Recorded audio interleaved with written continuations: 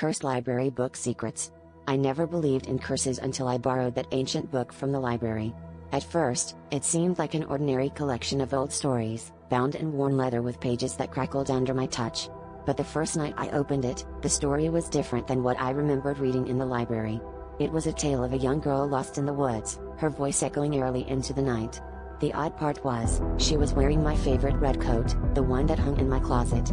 I brushed it off as a coincidence, but the chill in my spine told me otherwise. The next night, I flipped the pages, expecting the same story. Instead, I found a new tale, one of betrayal and heartbreak. The protagonist was eerily similar to my best friend, and the setting matched the exact cafe where we had our falling out.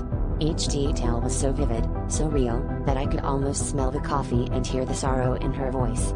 My heart raced as I realized the book was somehow reflecting my life, but with a sinister twist. I tried to dismiss it as my imagination, but the anxiety gnawed at me. By the third night, I could barely bring myself to open the book. My hands trembled as I turned to the next story, my breath catching as I saw the familiar street where I lived.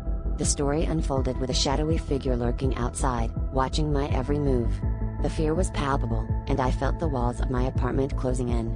I bolted to the window, half expecting to see someone standing there, but the street was empty. Sleep eluded me, as I lay awake, haunted by the words that seemed to predict my doom.